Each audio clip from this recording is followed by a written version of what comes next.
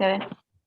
Bueno, habíamos definido la cantidad de movimiento como el producto de la masa por la velocidad y la ecuación de Newton, la segunda ley de Newton, queda escrita como fuerza igual a masa a la derivada de la cantidad de movimiento respecto al tiempo. Y ahí mismo, eso se generaliza por un sistema de varias partículas, acá lo hicimos para dos, y el resultado más importante es este, que la derivada del momento total de un sistema de partículas es igual a las fuerzas externas. Es decir, si no hay fuerzas externas, la cantidad de movimiento es una constante, o sea, no depende del tiempo.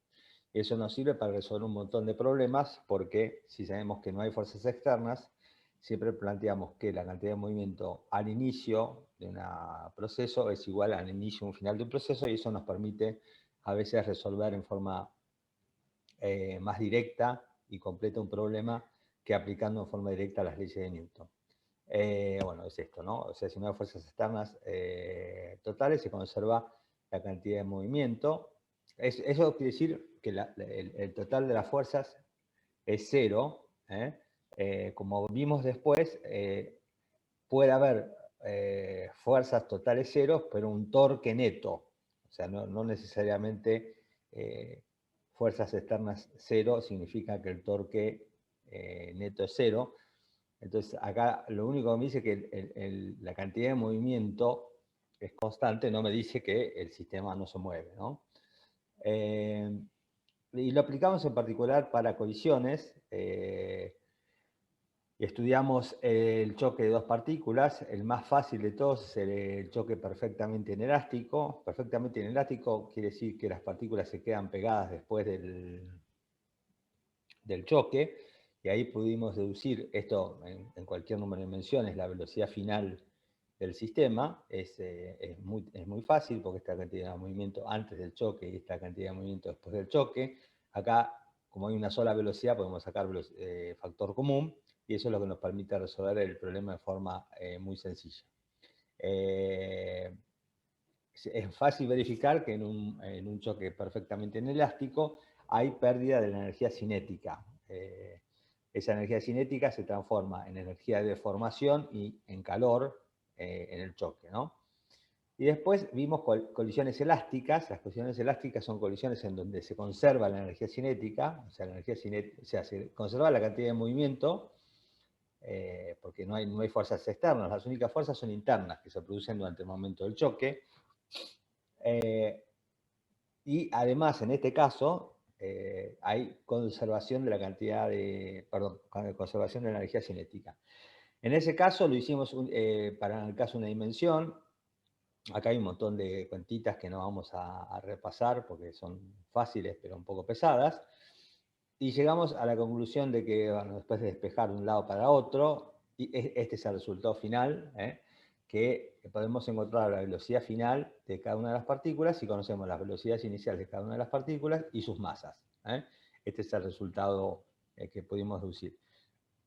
Este resultado es así, cerrado y definitivo en una dimensión. En dos dimensiones el problema es más difícil. Bueno, acá estudiamos unos casos particulares, que no, el caso en que las dos masas fueran iguales, en caso en que una de las velocidades de las partículas estuviera en reposo.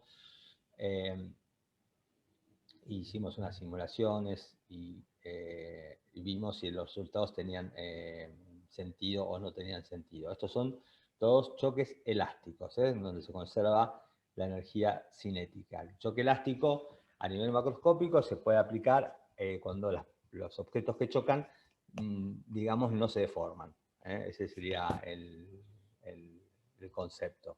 Por ejemplo, bolas de billar, objetos muy rígidos. En dos dimensiones el problema es un poco más difícil, porque no tenemos toda la información. Plantear la conservación de la cantidad de movimiento y la conservación de la energía no determina en forma unívoca el problema. Vamos a necesitar más datos para resolver el problema. Igual planteamos la conservación de la cantidad de movimiento. ¿No? Acá estamos en dos dimensiones, entonces hay que plantear una ecuación para el eje X y otra ecuación para el eje Y. Acuérdense que la cantidad de movimiento es un vector.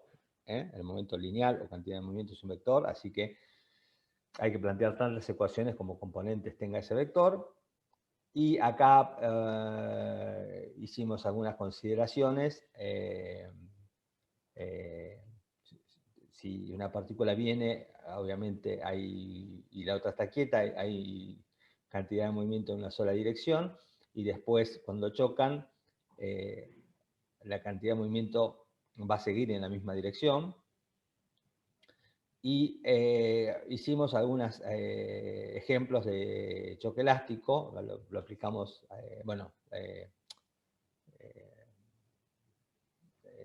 hicimos algunas consideraciones de choque elástico, y también lo aplicamos para un choque inelástico, que era dos autos que venían en dirección perpendicular, chocaban y salían juntos a una velocidad final, y ahí pudimos deducir la velocidad final y el ángulo de giro, el ángulo con el que salía el móvil.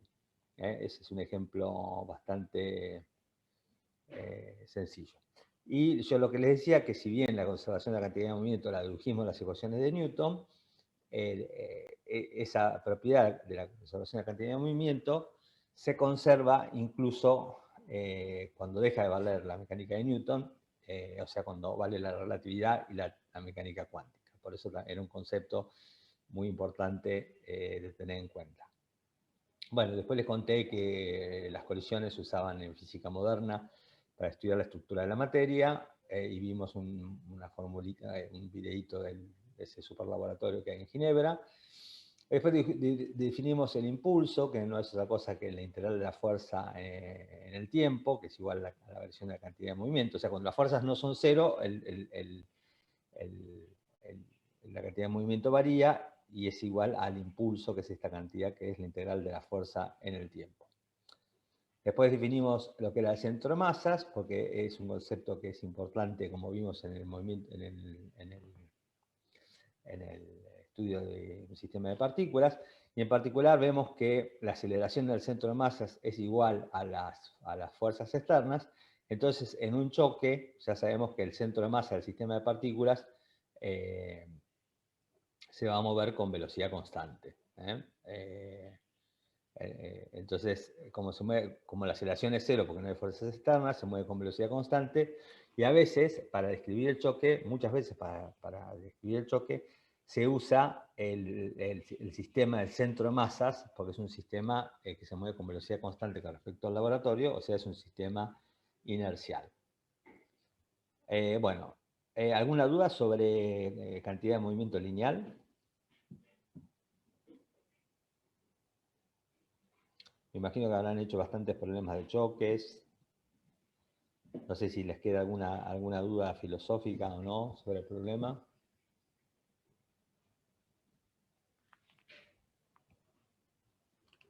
¿No? No. Bueno. Bueno, después pasamos a estudiar la cantidad de movimiento, lo que se llama momento cinético o momento angular. Para eso tuvimos que definir el producto vectorial. Lo definimos matemáticamente, vimos las propiedades que tenía. Y definimos el momento angular, a veces llamado momento cinético, y se anota con la letra L, como el producto vectorial de R, la posición de la partícula, por P. Eso es la definición de momento angular. El momento angular es una cantidad útil también, porque es una cantidad que se conserva cuando el torque, ahora vamos a ver lo que es el torque, cuando el torque sobre un sistema es cero. Entonces, el momento angular se define como R por P, y acá vimos lo que es el momento angular para un sistema que se mueve en un plano. Si una partícula se mueve en un plano, tanto R como P van a estar siempre en un plano, y el producto de dos cosas que están en un plano están en la perpendicular a ese plano. O sea, si elegimos que la partícula se mueva en el eje XY, R por P va a estar en la dirección Z. Y si para el plano elegimos coordenadas polares, R, que es la posición de la partícula, va a estar siempre en la dirección radial. El momento puede tener una componente en la dirección radial y una componente en la dirección tangencial. Y cuando hacemos el producto vectorial, esta parte se anula porque son paralelos, Y solo me queda esta expresión, que es muy sencilla, para el momento angular en coordenadas polares. En coordenadas polares, entonces, el momento angular está siempre en la dirección z y es igual al producto de r, la distancia de la partícula al centro, por p sub θ, que es la cantidad de movimiento tangencial, o sea, es m por la velocidad tangencial. Las unidades de la cantidad de movimiento son metros por L cuadrado sobre el tiempo, es una unidad derivada, pero la cantidad de movimiento, perdón, el momento angular es esta combinación de unidades, masa por L cuadrado sobre el tiempo, es bastante importante en física porque hay una constante muy famosa, que es la constante de Planck, que aparece en mecánica cuántica, que tiene estas unidades. Entonces, de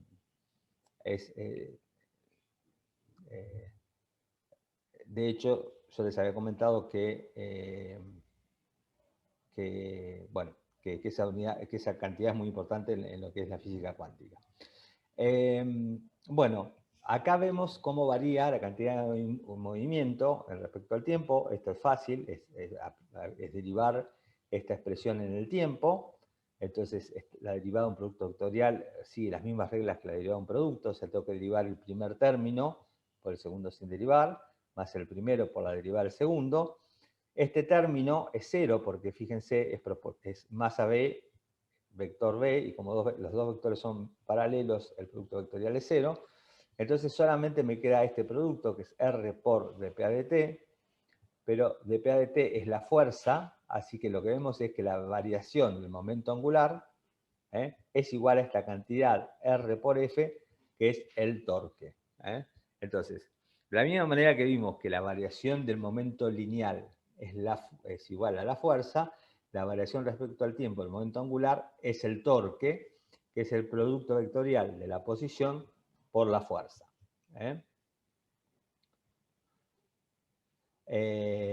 En un sistema que se mueve en el plano,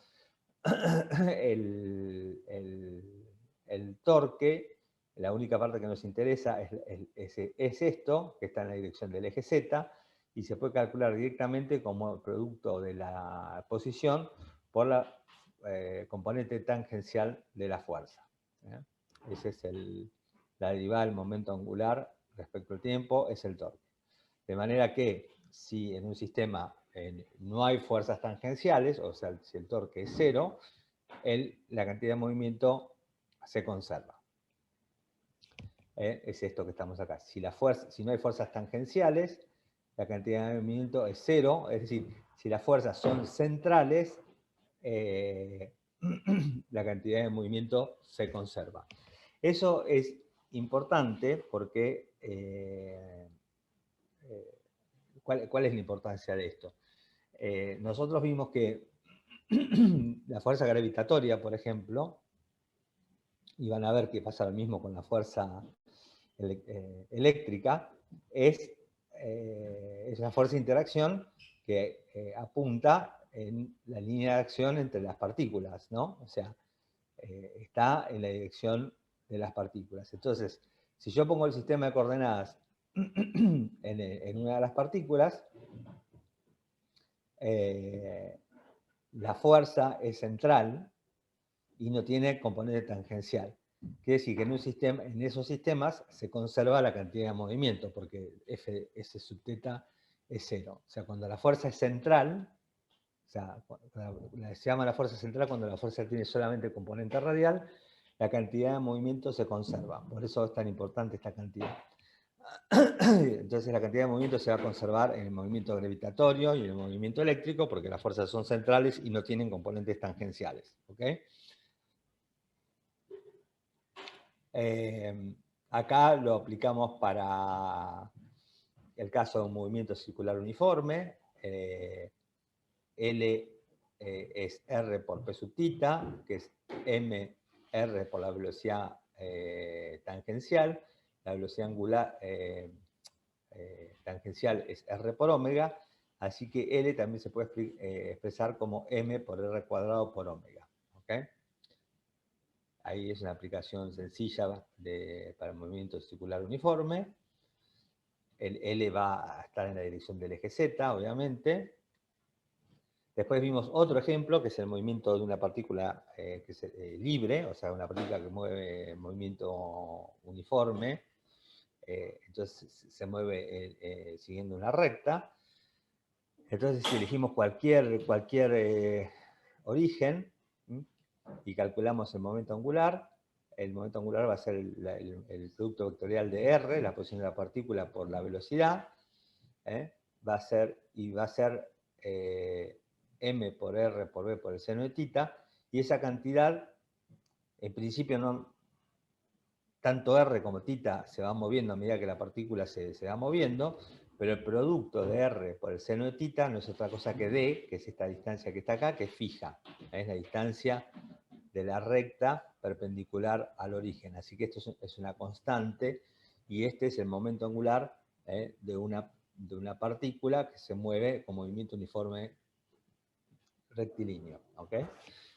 Y es constante, como es de esperar, porque no hay, en este caso ni siquiera hay fuerzas, así que si no hay fuerzas no va a haber torque.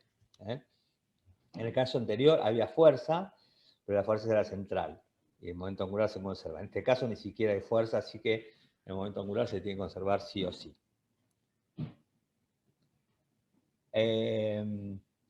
Y dijimos que esto era importante para el movimiento planetario, que lo vimos, que esto tenía como consecuencia la validez de una de las leyes de Kepler. ¿Ok? Bueno, ¿alguna pregunta hasta acá?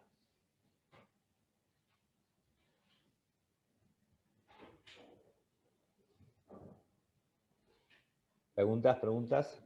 ¿Dudas?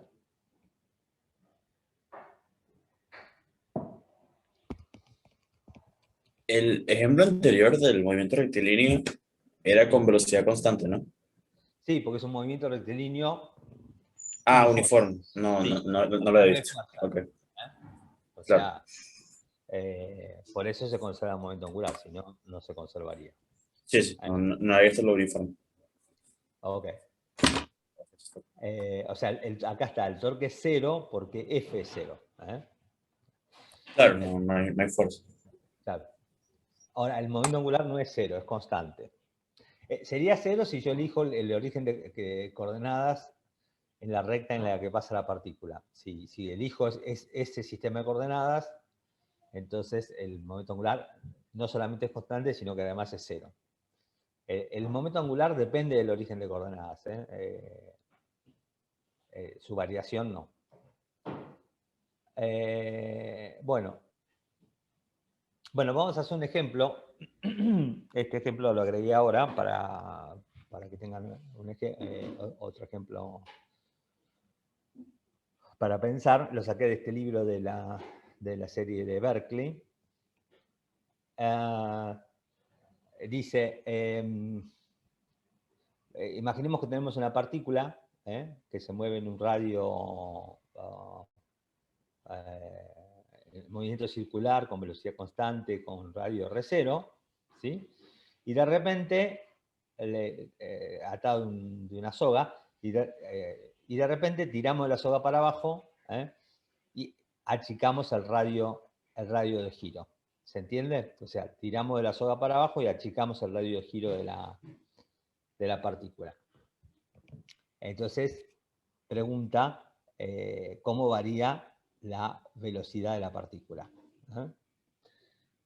Y cuánto trabajo se realiza para acortar el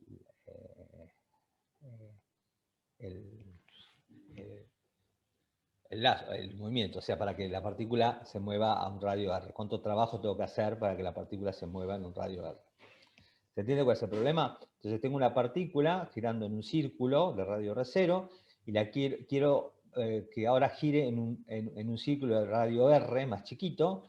Entonces me pregunta, ¿a qué velocidad va a girar cuando gire con un radio más pequeño? ¿Y cuánto es el trabajo que se realiza en ese proceso? ¿ok? Es un problema interesante porque estamos usando dos conceptos. Uno es la conservación del momento angular y otro es la relación entre trabajo y energía. Entonces, ¿por qué digo que se conserva el momento angular? Bueno, el momento angular se conserva porque va a haber una fuerza para mover la partícula, pero la fuerza es siempre radial, ¿sí? Entonces, como la fuerza es radial y el movimiento es circular, entonces el torque, o sea, como la fuerza está en la misma dirección que la posición de la partícula, el torque es cero. Entonces, al no haber torque, la cantidad de movimiento se tiene que conservar. ¿Se entiende? ¿Se entiende eso o no? Sí. Ok. Entonces yo hago una fuerza, pero la fuerza está en la dirección radial. Entonces el torque es cero, entonces sé que la cantidad de movimiento se conserva. Entonces, la cantidad de movimiento angular, ¿no? La cantidad de movimiento cinético, no es, en este caso el movimiento circular, no es otra cosa que masa por R, o sea, es R por P, porque R y la velocidad son perpendiculares. Entonces, el momento inicial, el momento angular es este, R por P, que es masa por velocidad sub cero. Esta es la velocidad tangencial inicial. Y al final tengo la masa por la velocidad tangencial y el nuevo radio R. ¿Ok? Entonces, de acá, obviamente, puedo despejar cuál es la nueva velocidad. Porque, o sea, si conozco la velocidad inicial, acá la masa se me simplifica. Si conozco la velocidad inicial y conozco el radio inicial, y conozco el radio final, inmediatamente saco cuál es la velocidad final. Así que saco cuál es la velocidad final. Que no es otra cosa que V0 por R0 sobre R. ¿Que va a ser mayor o menor la velocidad? Si R es menor. Mayor. Va a ser mayor, claro, porque estoy multiplicando V0 por R0 sobre R. Si R0 es mayor que R, R0 sobre R es mayor que 1. Bien. Ahora, me preguntan cuál es el trabajo realizado. Y acá tengo dos maneras de hacerlo, una manera fácil y una manera difícil. La manera fácil es decir, bueno, si cambió la velocidad, cambió la energía cinética. Y acá no hay otro tipo de energía que no sea cinética, porque no hay energía elástica, no hay energía potencial gravitatoria, bueno, porque hay, pero no varía, quiero decir, porque si esto está arriba de una mesa, siempre está a la misma altura, así que la energía potencial gravitatoria no varía. Entonces, La lo único fuerza que que hay, hace el trabajo es la tensión, ¿no? Perdón. claro, la fuerza que hace el trabajo es la tensión esta que está acá. Entonces, una manera fácil de hacer esto es decir, calculo cuánto varía la energía cinética, y yo sé por el teorema que vimos, y lo discutimos, lo repasamos en la clase pasada, que el trabajo realizado es igual a la variación de energía cinética.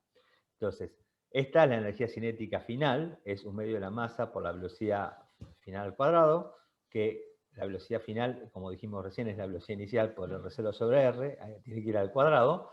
Entonces el trabajo es la diferencia entre la energía cinética inicial y la final, que es esta cantidad que está acá. Miren qué fácil que es calcular el trabajo usando ese teorema. ¿Ok?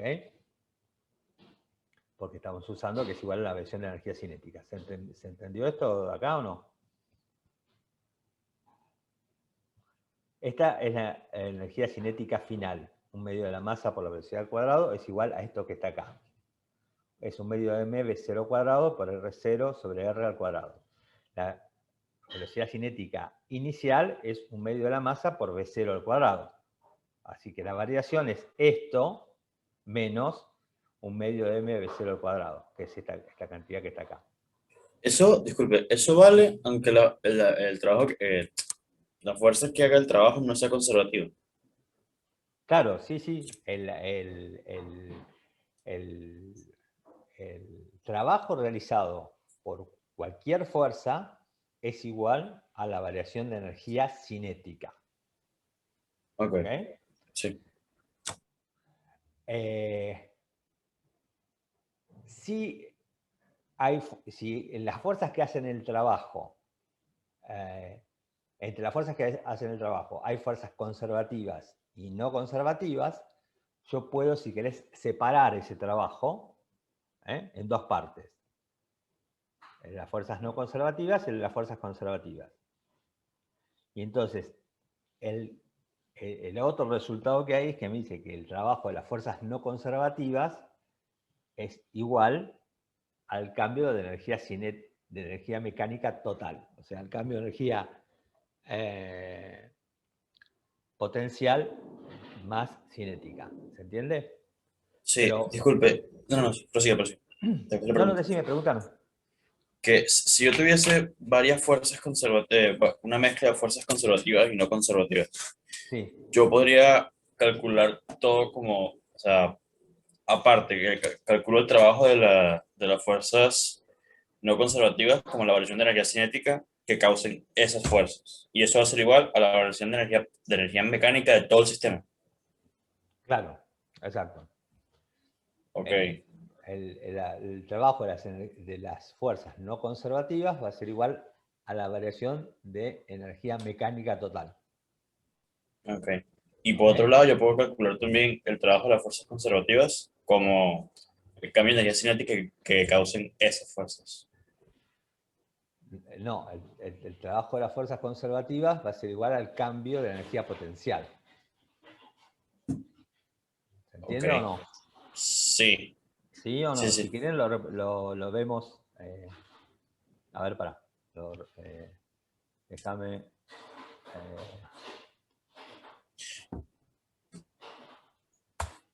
No, sí, sí, sí, creo que sí, ya lo... ¿Se entiende? ¿Los demás lo Sí, sí. entienden o no?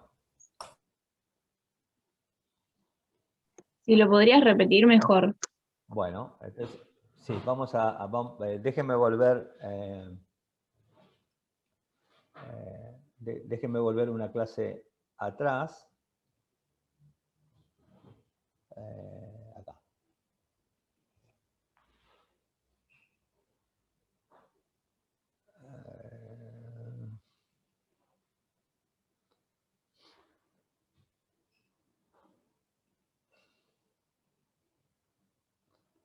Déjenme volver acá. Están viendo la presentación, ¿verdad? Sí,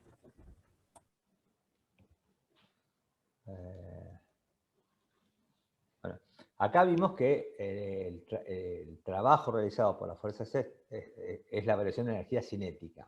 Eso es genérico. Pero después dijimos que definimos la energía potencial como el trabajo de las fuerzas conservativas. Y acá dijimos lo siguiente. Bueno, en general el trabajo total es igual a la variación de energía cinética. Ahora agarro y divido el trabajo entre el trabajo realizado por las fuerzas conservativas y el trabajo de las fuerzas no conservativas. ¿Ok? Entonces, fíjense que lo que yo hice acá es, si quieren acá, esperen, déjenme poner una cosa más acá.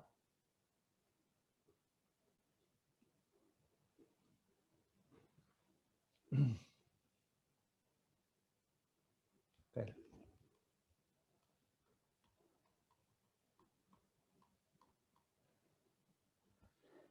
Acá lo que hago es pasar del otro miembro este término que está acá, el de las fuerzas no conservativas. Perdón, el de las fuerzas conservativas, lo paso al otro miembro y me queda con el signo menos. Entonces me queda que el trabajo de las fuerzas no conservativas es igual a la variación de energía cinética menos el trabajo de las fuerzas conservativas. Pero menos el trabajo de las fuerzas conservativas es igual a el cambio de energía potencial. Así que el trabajo de las fuerzas no conservativas es igual al cambio de energía mecánica, que es la suma de energía potencial más la energía potencial. ¿Se entiende? ¿Ok? Sí, Y ahora, sí, sí. ¿Y ¿ha habido otra pregunta por ahí? ¿Sí? ¿Se entiende? Bueno, entonces, en este ejemplo que estamos viendo nosotros, eh,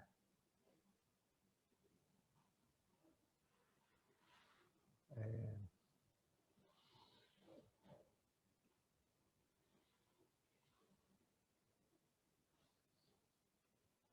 acá no hay energía potencial, porque no... la energía potencial, esto está arriba, si quieren, está arriba de una mesa y entonces la partícula está siempre a la misma altura, así que no cambia su energía potencial. Así que el único trabajo es el trabajo hecho por la cuerda esta. Entonces, ¿están viendo la... Sí, ¿no? Están viendo la presentación. sí, sí, se ve. Entonces, el trabajo es igual al cambio de energía cinética. Entonces, la energía cinética final es esta, la energía cinética inicial es un medio m por v0 cuadrado, y me quedó esto que está acá. ¿Ok? Ese es el trabajo realizado. También, si quisieran, lo podrían hacer de manera directa, es decir, calcular el trabajo como el trabajo hecho porque acá hay solamente una fuerza centrípeta que realizamos cuando movemos la cuerda, y nosotros sabemos que la fuerza centrípeta es masa por la aceleración centrípeta, y la aceleración centrípeta es v cuadrado sobre r, y nosotros sabemos cuál es la velocidad en cada radio. Así que los invito a que reencuentren este resultado usando este integral. ¿Ok? Encuentren este resultado integrando directamente la fuerza centrípeta en cada instante y haciendo la integral de la fuerza centrípeta diferencial de R entre la posición inicial y la posición final. Le tiene que dar lo mismo.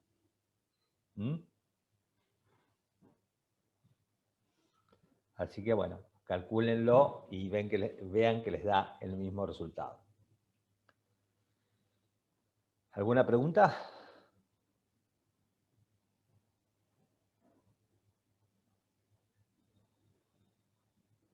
¿Esa última parte la entendieron o no? Sí, sí. Sí, sí. ¿Sí? Bueno, Profe, sí, esa energía, ese trabajo que realiza la partícula que está sí.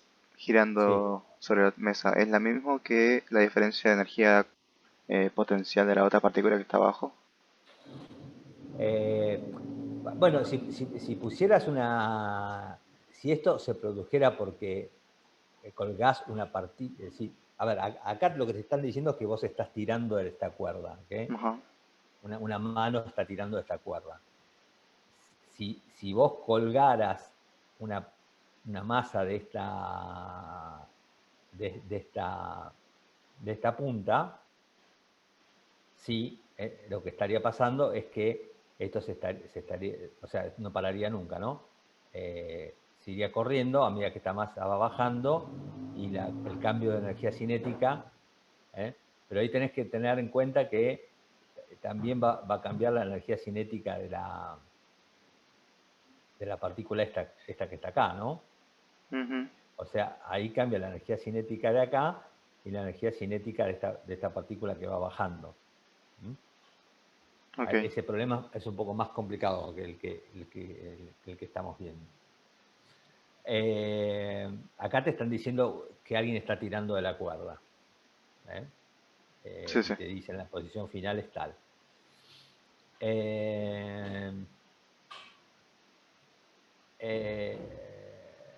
Bueno, acá también dice que el momento cinético actúa de alguna manera como una fuerza repulsiva efectiva, ¿entienden? Porque yo para cambiar el momento cinético, tengo que hacer fuerza. Para cambiar el momento cinético, tengo que hacer una fuerza. Entonces, es como que el momento cinético actúa como una fuerza efectiva. Y yo para cambiarlo necesito hacer fuerza para vencerlo.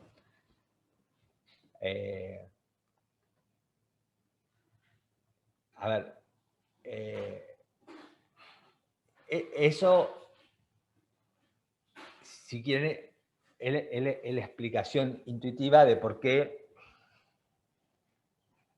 Pues la pregunta que les haría, ¿no? la vecina de ustedes es: ¿por qué si la Luna si la Tierra ejerce sobre la Luna una fuerza que está en la dirección de la Tierra, por qué la Luna no se cae a la Tierra? ¿No? Esa pregunta se la podría hacer la vecina. Porque la vecina le podría decir, ustedes le podrían decir, la Tierra ejerce sobre la Luna una fuerza que está en la dirección de la Tierra y es atractiva. Entonces la vecina le podría decir, no, eso no es posible, porque si fuera cierto, la Tierra se caería hacia la Luna. La Luna se caería hacia la Tierra y chocaría con la Tierra. ¿Ok? Bueno.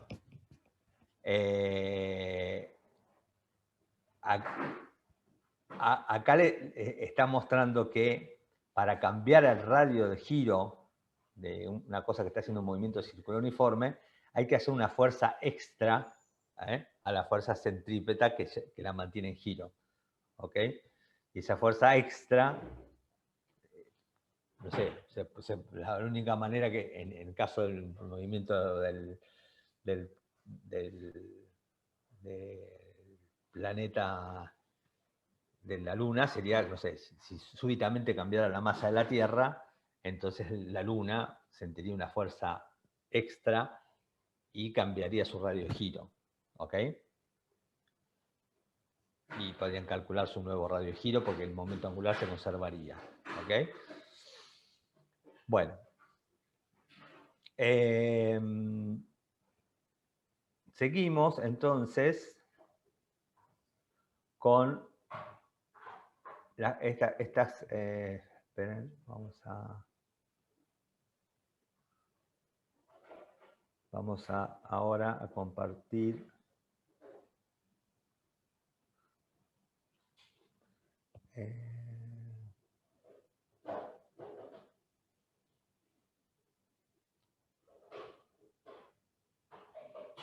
esto, ¿no?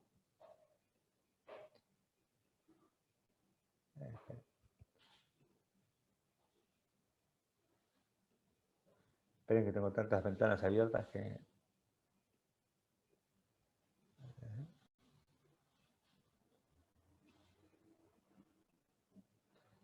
Vamos al cuerpo.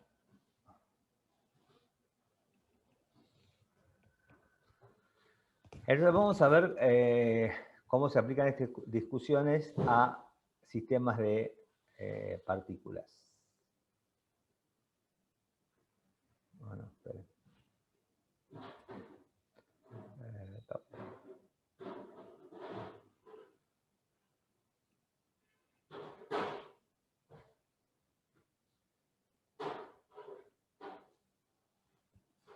¿Están viendo la presentación? Sí. ¿Sí?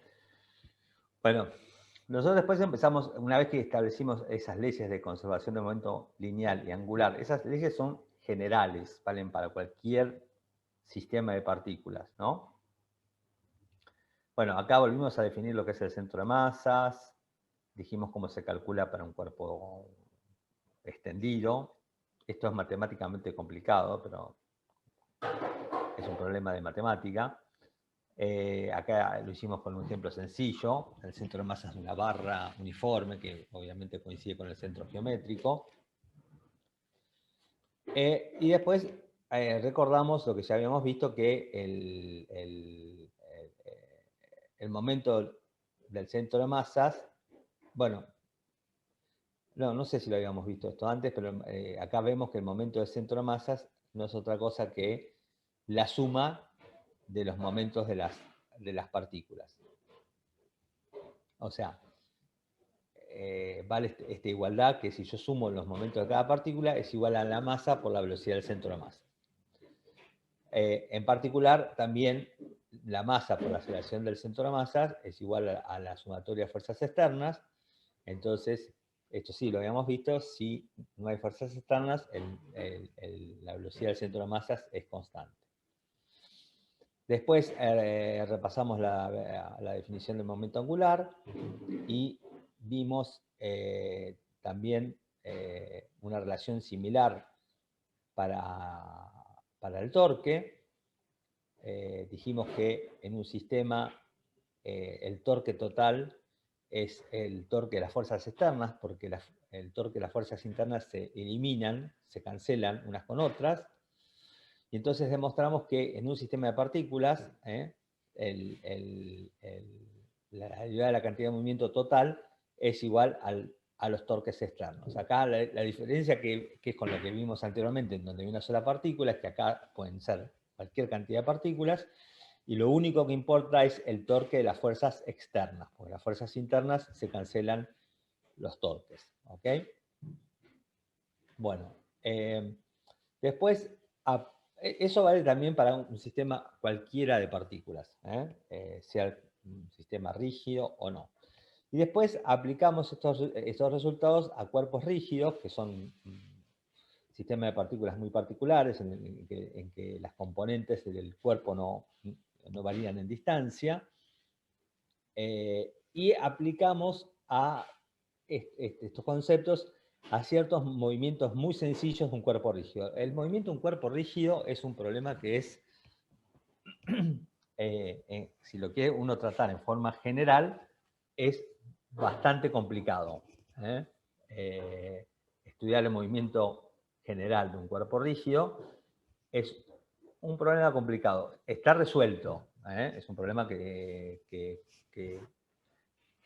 se sabe resolver desde hace tiempo, pero en forma genérica es un problema complicado. Nosotros vimos algunos casos muy particulares, que tienen que ver, por ejemplo, con la rotación de un objeto con respecto a un eje fijo. En ese caso, a ver, el movimiento de un cuerpo rígido es estirar un objeto con una velocidad inicial en cualquier dirección. En general el movimiento es complicado porque el movimiento se traslada y rota sobre sí mismo. Entonces, describir ese movimiento en general es complicado. Imagínense el movimiento de la Tierra alrededor del Sol se compone del movimiento de traslación de la Tierra alrededor del Sol, del movimiento de rotación de la Tierra alrededor de su eje, más un movimiento del eje de rotación de la Tierra que no se mantiene estrictamente paralelo al eje de rotación, al plano de traslación. Por lo cual el movimiento es complicado en general. Nosotros estudiamos casos muy sencillos. Por ejemplo, el movimiento de un disco que gira alrededor de un eje fijo. Ese ejemplo es sencillo. Y ahí vimos, bueno, como es en ese movimiento, cuando tenemos un cuerpo rígido que se mueve alrededor de un eje que está fijo, el movimiento es sencillo porque cada punto está haciendo un movimiento de rotación y cada punto está con la misma velocidad angular. O sea, cambia la velocidad tangencial de cada punto, pero la velocidad angular es la misma. Entonces es muy, muy fácil de describir. porque es como describir un montón de movimientos circulares al mismo tiempo. Entonces ahí recordamos las fórmulas que habíamos visto de movimiento circular. Esta es la relación entre la velocidad tangencial y la velocidad angular, la aceleración radial y la aceleración tangencial. Y vimos, bueno, en forma genérica, ya escrita en forma vectorial, esta es la relación que hay entre la velocidad tangencial y la velocidad angular. Y recordamos el ejemplo de la definición de torque. Hicimos algunos ejemplos de aplicaciones de torque. En el caso en que las fuerzas estén aplicadas en un plano, el torque está en la dirección perpendicular al plano. Y acá hicimos otros ejemplos de torques.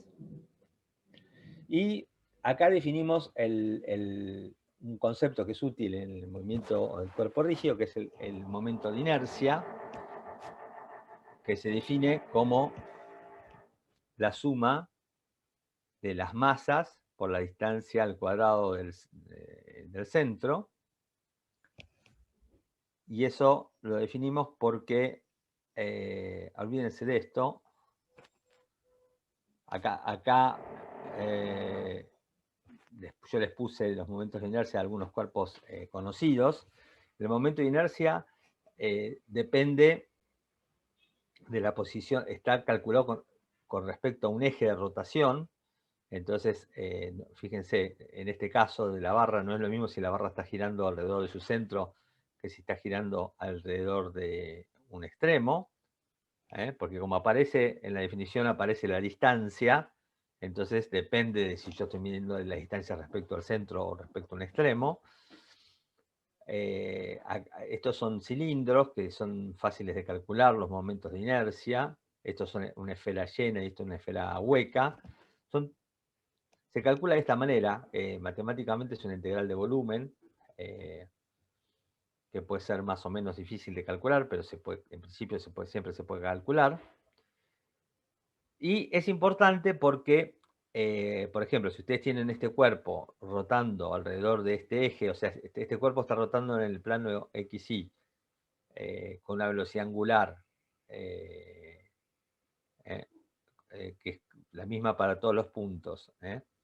Entonces, la velocidad tangencial de cada punto es omega por la distancia.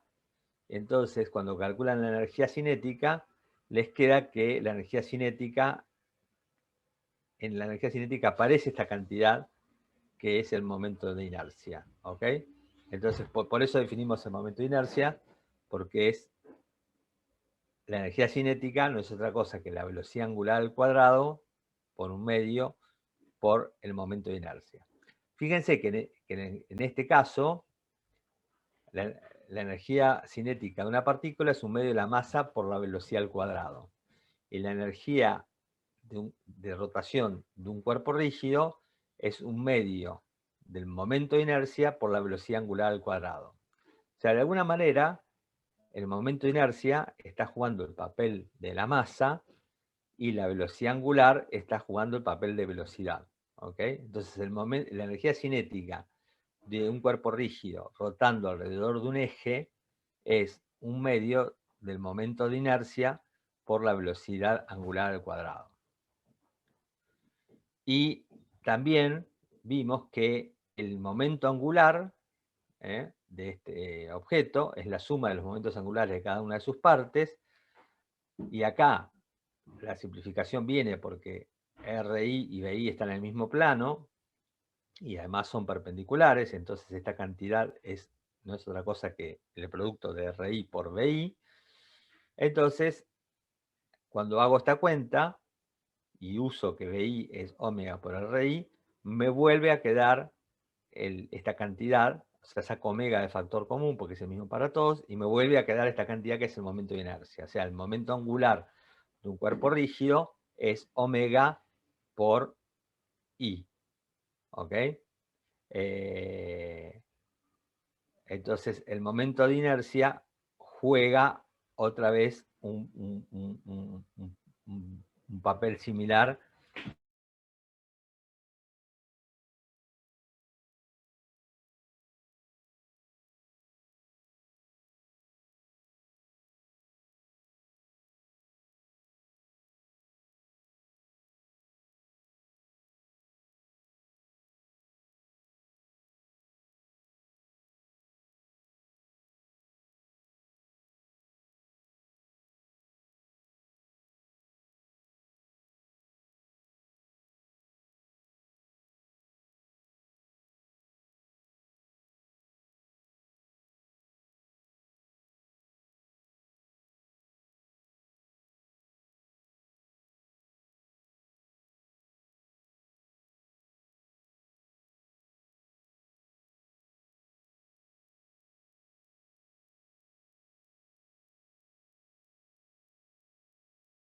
Sí, parece que sí.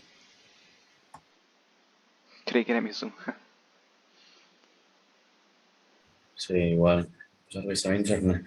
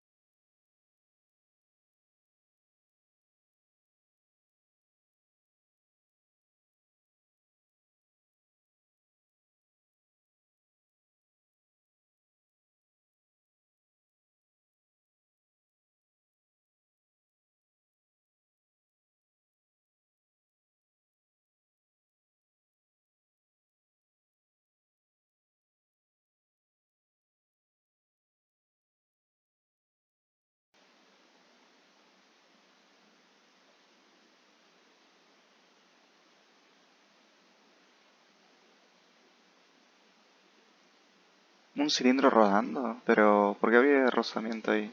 Si se estuviera deslizando, calculo que sí, pero... O sea, en el punto de apoyo. O sea, aquí rozamiento estático, ¿no? O sea, Claro, el rozamiento estático no, es como caminar. claro, pero la cosa es que no veo cómo es igual a cero. O sea, más allá de porque las cuentas dan, Eh, como que se levanta del piso siempre. no es que se levanta, más, a ver,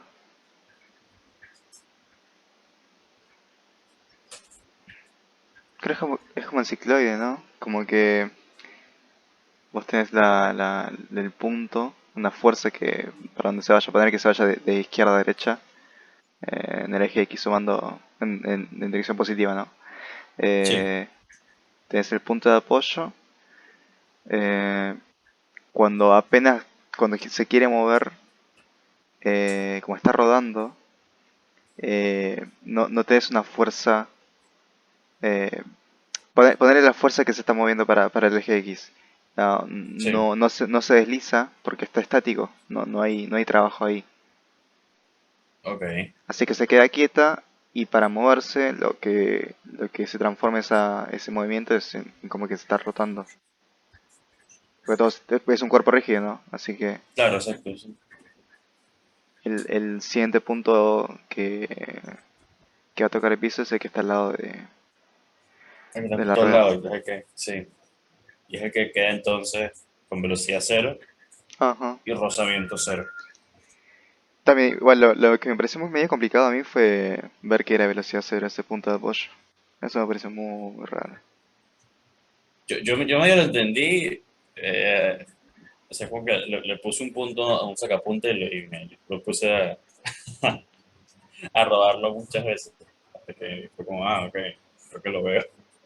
Así No, como yo lo entendí instantánea. como la derivada, porque viste que iba viendo la trayectoria y era como justo en un punto que, bueno, si es que la Claro, derivada era cero, o sea, así lo entendía que te lo creo, viste, pero no claro, es o sea, intuitivo.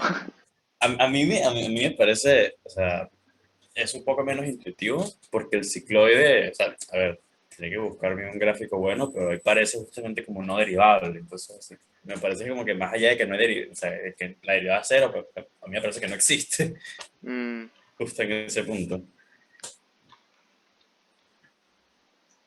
Porque, o sea, es como un pico, claro. pero capaz hace como un rulo y se anula. Va, tampoco probé derivarlo, la verdad. Pero la verdad que como que tiene sentido eso. Bueno. O sea, si, más bien, me va a sacar la de buscar eso ahorita.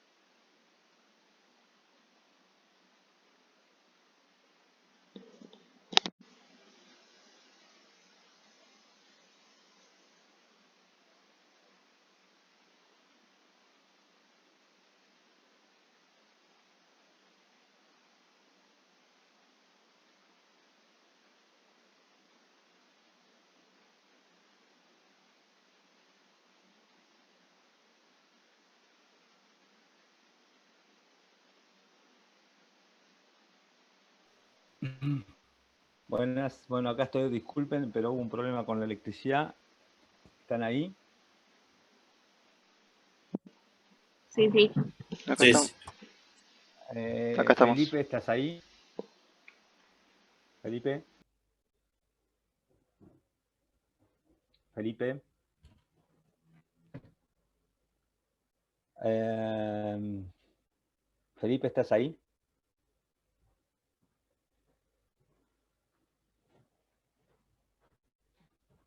¿Alguno lo conoce a Felipe?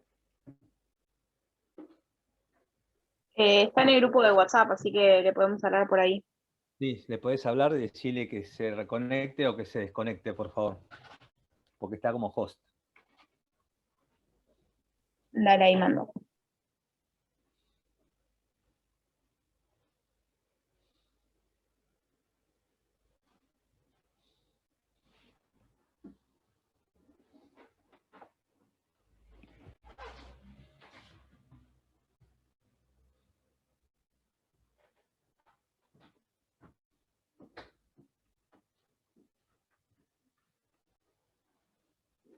¿Ustedes pueden ver la pantalla compartida?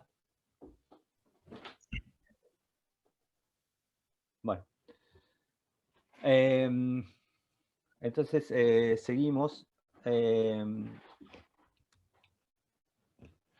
Entonces, como habíamos visto que LZ era igual a omega por I, entonces, si calculamos la derivada de LZ respecto de I, y suponemos que el cuerpo es sólido, entonces el I es constante, lo único que tengo que hacer es derivar omega respecto a T, y ahí me sale alfa por I. Entonces ahí encontramos que el torque es la aceleración por el momento de inercia.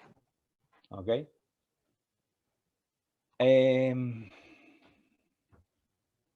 Bueno, eso lo hicimos para un ejemplo concreto, que era el ejemplo de ahora de una masa moviéndose en una polea, pero a diferencia de lo que hacíamos al principio, vamos a considerar que la polea tiene una masa y un momento de inercia. Entonces, planteamos las ecuaciones para todo el sistema, para la masa. Las ecuaciones son las mismas de siempre, es el peso menos la tensión es igual a la masa por la aceleración. Después, para la polea, planteamos que el torque es igual al momento de inercia por la aceleración angular. Después planteamos que la aceleración tangencial en este punto es igual a R por la aceleración angular. Esta es la relación que hay entre cantidades tangenciales y angulares. Y después planteamos que el torque, que se aplica sobre la polea, no es otra cosa que el radio de la polea por la tensión. Entonces, estas son todas las ecuaciones que hay, y de aplicar estas ecuaciones, encontramos que la aceleración angular es igual a G dividido... acá, yo esto lo había arreglado, ¿no? No, está bien. La aceleración angular es G dividido esto que está acá. Las unidades están bien, pues las aceleraciones, las unidades de aceleración tangencial es 1 sobre el segundo cuadrado, o sea, y esto es metros sobre el segundo cuadrado, y esto es metro, así que esto es 1 sobre el segundo al cuadrado. Así que este es el resultado de la aceleración angular, ¿ok? Bueno, y después, vamos a hacer acá una pausa, son 11:10, retomamos 11:20, ¿ok? Mientras tanto, si lo encuentran a Felipe Robles, le dicen que se desconecte o que ceda al host, ¿ok? Ok, ya. A ver. Sí, ya contestó por WhatsApp y ya te dejó el host. Ok, perfecto. Listo. Bueno, hacemos entonces una pausa de 10 minutos, de 15 minutos, a ver si logro resolver el problema de conectividad que tengo. Así seguimos, porque ahora estoy con la conexión de datos que no es muy estable. ¿Ok? Dale, perfecto. Ok, gracias.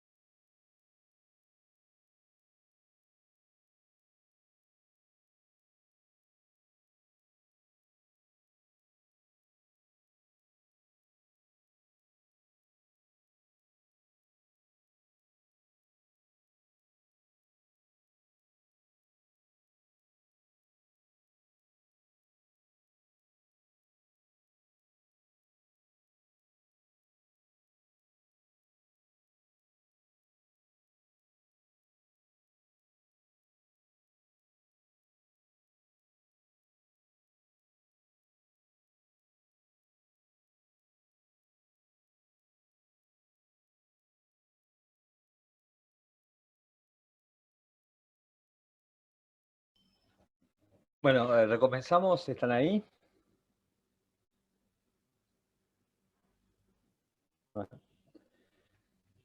Bueno, acá habíamos considerado el trabajo en el movimiento rotacional, y habíamos demostrado que el trabajo realizado por un torque se puede expresar como la integral del torque por el diferencial de ángulo, y que eso es igual a la variación de energía cinética de rotación.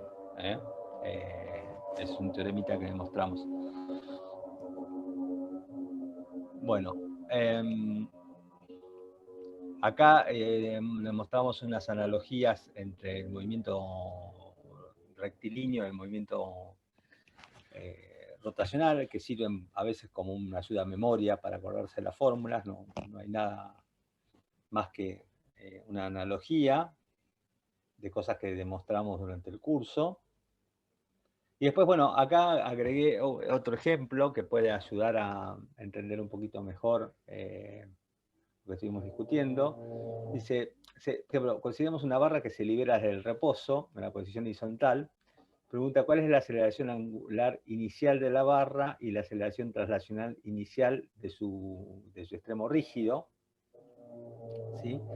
Entonces, acá, si consideramos el eje de rotación como el pivote, tenemos un torque que en el momento inicial no es otra cosa que el peso por la distancia esa que está acá. En el momento inicial digo porque esto a medida que va cayendo, va a ir cambiando, porque el ángulo entre esta distancia y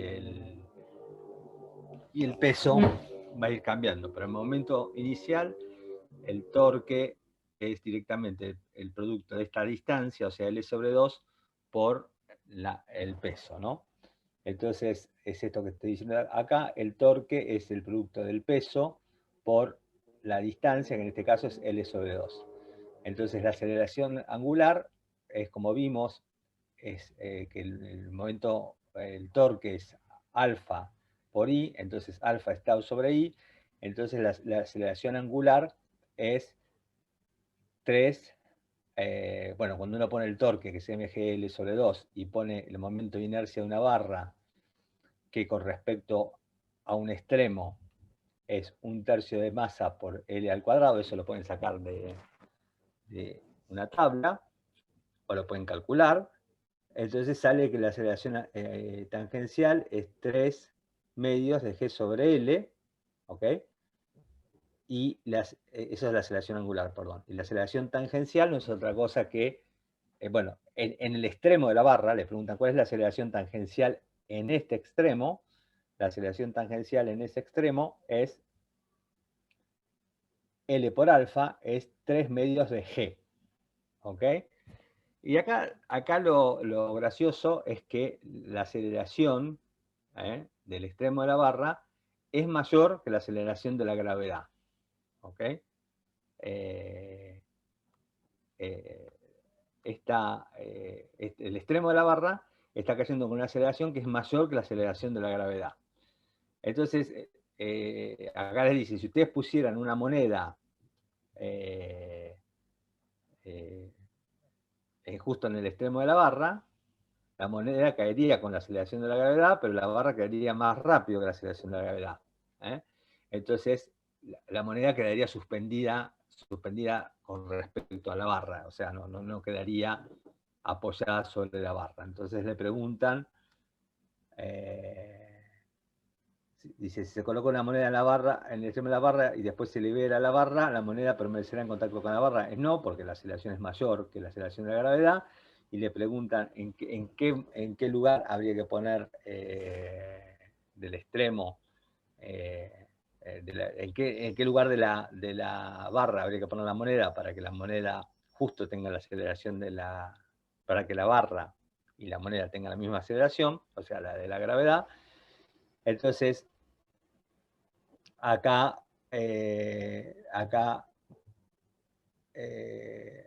les dice que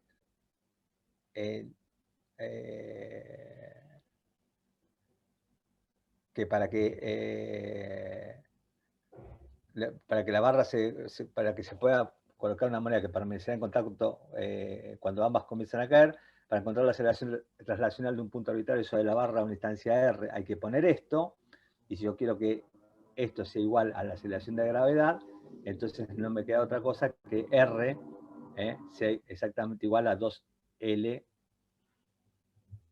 sobre 3, o sea, 2/3 de la longitud de la barra. Solamente en ese lugar es que la moneda va a tener la misma aceleración que el punto de la barra y no se va a despegar. ¿Ok? Si está, o sea, sería 2/3 de L sería una cosa por acá. Sí, 2/3, 2 dividido 3, ¿cuánto es? 0,6 más o menos, ¿no? Sí, o sea, sería un poquito más acá que la mitad.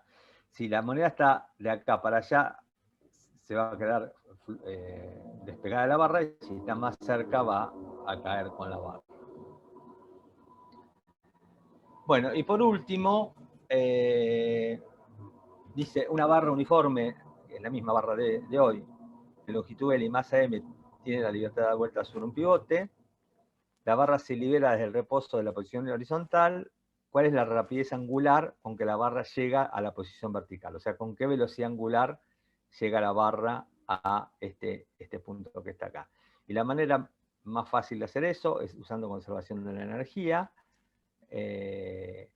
porque se consigue que la figura, la barra giratoria, hace un cuarto de vuelta, mientras que llega hasta acá. Entonces, acá tenemos toda energía potencial y acá vamos a tener solamente energía cinética. Estamos hablando del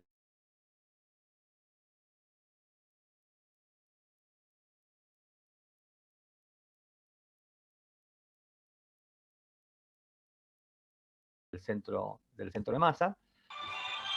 Perdón. Hoy tenemos una clase de lo más accidentada, disculpen. Entonces, tenemos conservación de la energía, energía cinética inicial más energía potencial final, perdón, tiene la energía cinética final más la energía potencial inicial, tiene que ser igual a la energía cinética inicial más la energía potencial inicial. ¿Okay? La energía cinética final es un medio del momento de inercia por la velocidad angular al cuadrado. Y no hay energía potencial más, eso tiene que ser igual a la energía cinética inicial, porque la barra se larga desde el reposo es 0, más la energía cinética del centro de masas, que es un medio de la masa por G por L. Entonces de acá directamente se despeja la velocidad angular, que es la raíz de 3G sobre L. ¿Okay? Esa es la velocidad angular, y si quieren calcular la velocidad del centro de masas, no es otra cosa que el radio, o sea, la posición del centro de masas por la velocidad angular. La posición del centro de masas es L sobre 2 por la velocidad angular, o sea, les da esta cantidad que está acá. Entonces, este es un ejemplo en donde se puede, usando conservación de la energía, se puede deducir fácilmente cuál es la velocidad angular acá. Obviamente, si esta barra es libre de girar, en este extremo, esta barra después va a ser un movimiento en el que va a volver a esta posición vertical, va a tener suficiente energía como para seguir hasta la posición esta que está acá, ¿no? Pero bueno, la pregunta acá es cuál es la velocidad con la que llega a la posición vertical. Así que bueno, ese es un ejemplo en donde se puede usar energía de conservación de energía para resolver el problema. Y después vimos el ejemplo de movimiento de traslación sin deslizamiento, que es un ejemplo bastante útil de movimiento de rototraslación, porque acá hay traslación del centro de masas y rotación respecto al centro de masas. La condición de que no hay deslizamiento se traduce como que la velocidad que avanza el centro de masa o el centro de rotación es igual, está relacionado con el ángulo de giro por esta relación que está acá. Esta relación no es válida si hubiera deslizamiento, o sea, si la rueda estuviera patinando sobre el pavimento, por ejemplo. O sea, esta relación obviamente no es cierta cuando, por ejemplo, el auto está frenando, ¿no? Porque cuando el auto está frenando, la rueda está quieta, o sea, en el caso extremo, ¿no? La rueda está quieta, quiero decir, no gira, y el auto se desplaza de la misma manera, se desplaza. Eso está deslizado. Esto es traslación sin deslizamiento. Y en ese caso, la relación entre lo que avanza el centro de masas y el ángulo de giro de la rueda está dada por esta relación, que S es igual a R por θ. Entonces, en ese caso, se puede encontrar la relación que hay entre la velocidad de avance del centro de masas y la velocidad angular, la aceleración del centro de masas y la aceleración angular, son estas que están acá. Y bueno, acá son los tres ejemplos que decíamos. Esto es rotación pura, que eran los ejemplos que estábamos viendo al principio. Esto es traslación pura, que es cuando el objeto se mueve como un todo. Y este es el de rototraslación, que sin deslizamiento, que es el que estábamos viendo recién. En este caso, la energía cinética es un medio del momento de inercia respecto a este punto P por la velocidad angular. Y bueno, acá repasamos que valen las leyes que habíamos visto ya para un sistema de partículas en general, que la variación del momento lineal es igual a las fuerzas externas, y la variación del torque total es igual a los torques externos. Y bueno, ahí lo aplicamos.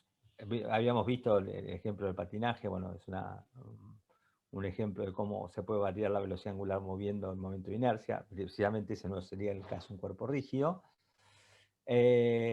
Y acá hicimos algunos ejemplos de estática, que calculamos la estática de un cuerpo rígido. Significa plantear que las fuerzas, la sumatoria de fuerzas y la sumatoria de torques tiene que ser nulo. En ese caso, teníamos que calcular la tensión en este cable a medida que este hombre se desplazaba. Lo hicimos calculando el equilibrio de fuerzas y el equilibrio de torques, y calculamos la tensión, que obviamente depende de la posición del señor en la barra. La posición del señor es D, y la tensión aumenta cuando aumenta D, que es un resultado bastante intuitivo. Después hicimos el péndulo físico, y después hicimos el ejemplo de un cilindro rotando en un plano inclinado, que a diferencia de que si fuera una partícula puntual en que la velocidad al cuadrado es 2g por h, acá viene modificado por este factor que tiene que ver con el momento de inercia del disco. ¿Okay? Este era un ejemplo bastante sencillo, porque acá hicimos que la energía potencial es igual a la energía cinética total. La energía cinética total acá no es otra cosa que la energía cinética del centro de masas más la energía de rotación respecto al centro de masas. Así dedujimos cuál es la velocidad del centro de masas. Bueno, y después hicimos un resumen de estas fórmulas que venían, que habíamos visto. No vimos, y no lo voy a tomar yo, ni en el parcial en el examen, giróscopos y trompos, pero les aviso que es un tema que, si rinden con otra persona, deberían estudiar. ¿Ok? Bueno, no sé si tienen preguntas en concreto.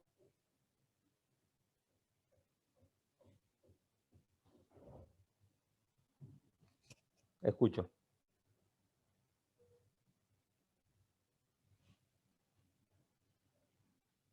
¿Tienen alguna pregunta?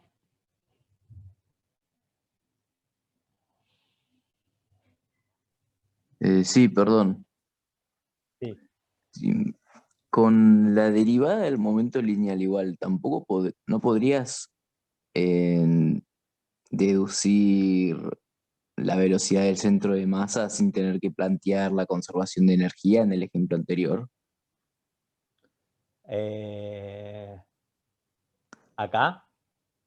Claro, en ese sí. Tenés que tener sí, o sea, podés, pero tenés que tener cuidado porque tenés que tener en cuenta todas las fuerzas que hay acá, ¿no? Que no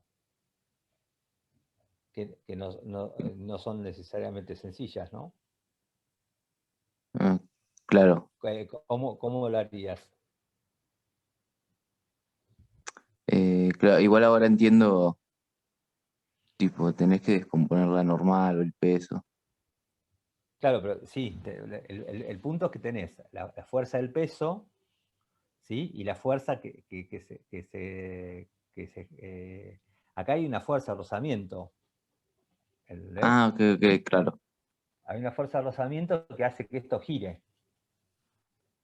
No hay deslizamiento, con lo cual no sé si ustedes se dieron cuenta de esto, que eh, en el movimiento de rototraslación hay fuerza de rozamiento, porque para que esto gire tiene que haber un torque. Entonces hay una fuerza de rozamiento. Lo que pasa es que hay una fuerza de rozamiento, pero no hay disipación de la energía, porque el punto de apoyo de esa fuerza de rozamiento no se mueve, o sea, no hay deslizamiento. ¿Se entiende? Entonces tendrías que plantear, entre todas las fuerzas tenés la fuerza la fuerza del peso, que la tenés que descomponer, y también tenés la fuerza de rozamiento, que es la que produce el torque para que esto gire alrededor del eje. ¿Sí? Entonces no es tan sencillo. O sea, se puede hacer, ¿no? Si tenés la componente del peso y la fuerza de roce. Y la fuerza de roce la tenés que ligar con la velocidad angular, y es ahí donde te aparece el momento de inercia con respecto al centro de masa. Claro. ¿Sí? Ahí entendí. Una pregunta. Ese sería el planteo, pero sí, dime. No, termine y... pero me interrumpí. No. Bueno, digo, planteando eso vas a llegar al mismo resultado, porque todos estos teoremas que vimos son consecuencias de las ecuaciones de Newton. Así que si vos empezás planteando las ecuaciones de Newton, seguro que vas a llegar al mismo resultado. El punto que por ahí es más difícil, pero vas a llegar siempre al resultado. Sí, la otra pregunta, ¿cuál era? Esa fuerza de rozamiento que experimenta el punto este de apoyo es estática, ¿no? Sí, Y sería es la estática. máxima, o no En necesariamente. principio sí. Ok, gracias. Pero sí, es en el caso ideal, en el que no hay deslizamiento. Por eso esa fuerza de rozamiento no está disipando energía.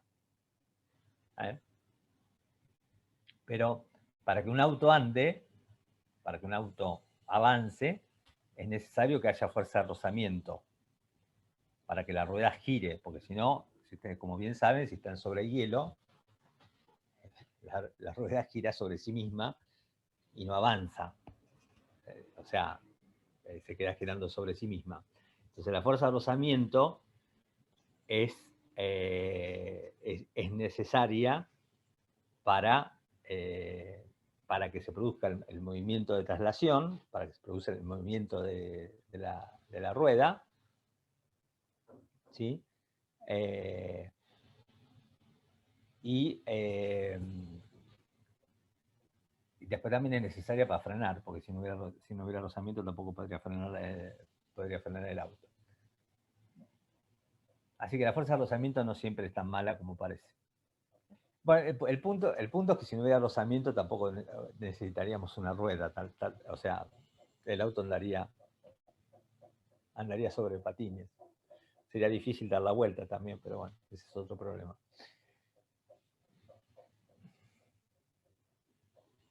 ¿Cómo podrían dar la vuelta en un mundo sin rozamiento?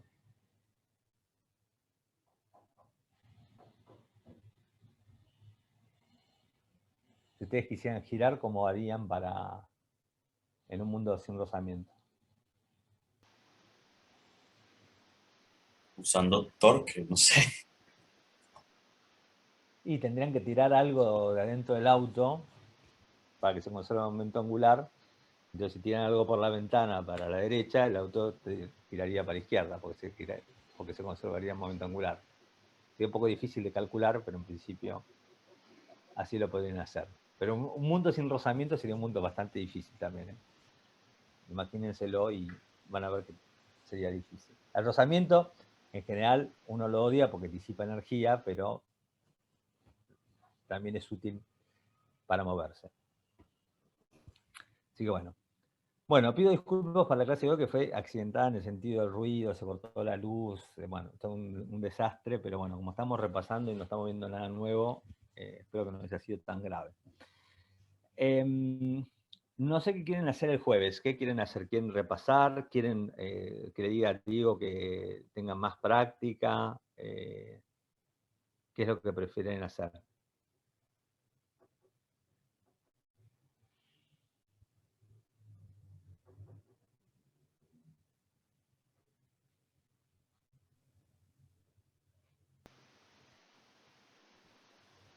Por mí, lo de decirle a Diego que la práctica es un poco más larga, estaría bien, no sé el resto. Yo también opino lo mismo. Prefiero problemas. Que tengan más horas de práctica. Sí. Bueno, le puedo decir a Diego que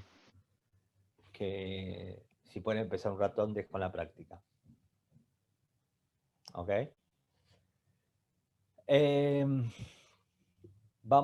Y vamos a darles un cronograma para el parcial el viernes. ¿Ok?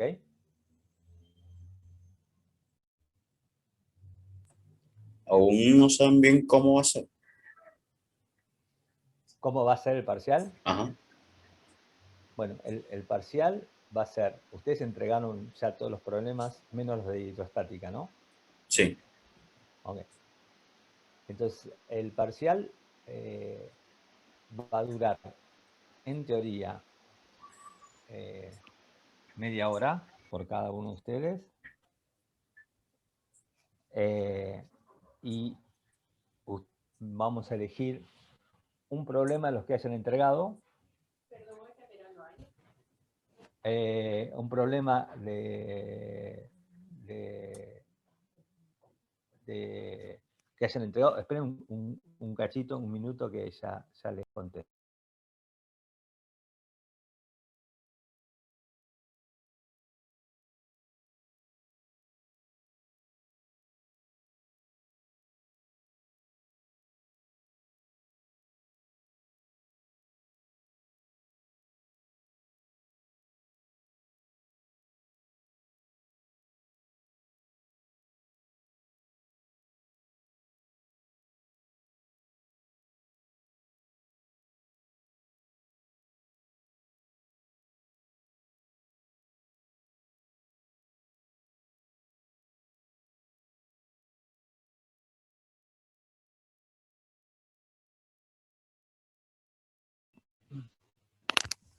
Sí, perdón. Bueno, entonces el parcial va a durar media hora. Nosotros les vamos a dar, le vamos a pedir que expliquen algunos de los problemas que entregaron. O sea, nosotros tenemos los problemas que ustedes entregaron y ustedes van a tener que explicar uno o dos de los problemas que entregaron sin dudar, ¿no? O sea, no hay lugar para el error. Porque se supone que ustedes los entregaron esos problemas y se los hicieron. ¿Ok? y van a hacer preguntas sobre ese problema o esos problemas que les tengo que explicar. ¿Se entiende? Sí. ¿Sí? O sea, nosotros tenemos esos problemas. Entonces, pues ustedes los mandaron en forma digital. Entonces nosotros les vamos a poner ese problema y ustedes van a explicar lo que está escrito ahí. Y van a hacer preguntas de por qué hicieron así, no hicieron así, por qué es así, y por qué no, qué hubiera pasado si en vez de esto hubiera sido lo otro. O sea, van a hacer preguntas sobre esos problemas que entregaron. ¿Ok? Sí. ¿Se entiende? Como una defensa. Exacto, como si fuera una defensa de eso y a nosotros nos tiene que quedar claro, o sea, que ustedes están entendiendo lo que están diciendo. O sea, repetir lo que está escrito sin entender no sirve.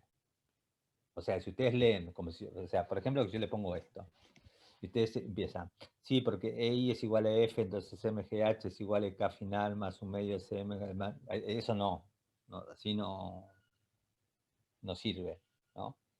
Te tienen que dar toda la explicación, cómo se conserva la energía, entonces la energía inicial es igual a la energía final, entonces planteo que la energía inicial es la energía potencial gravitatoria, que en este caso es mg por h, bla, bla, bla, y así, explicado de esa manera, convenciéndonos de que están entendiendo lo que están diciendo.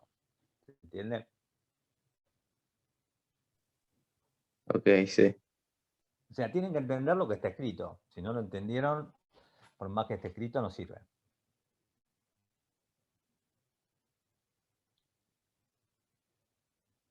¿Sí?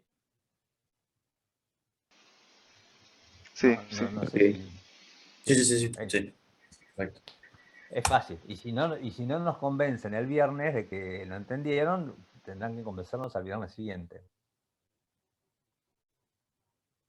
¿Ok? Tendrán una semana más para repasar y convencernos de que entendieron. ¿Ok? Esa sería la idea. Pero yo calculo que si ustedes hicieron y entendieron los problemas que entregaron, no debería haber ningún problema. La exposición duraría idealmente media hora. ¿Ok? Entonces les vamos a mandar una tabla con los horarios en los que tienen que estar listos para conectarse. ¿Ok? Ok. Ok, genial. Ok. Bueno, entonces yo por ahí aparezco el jueves, pero si no, seguramente nos vemos el viernes en el parcial. ¿Ok? Muy bien. Dale. Dale, chao, Listo. nos vemos. Gracias por la clase. Hasta luego. Hasta luego, gracias.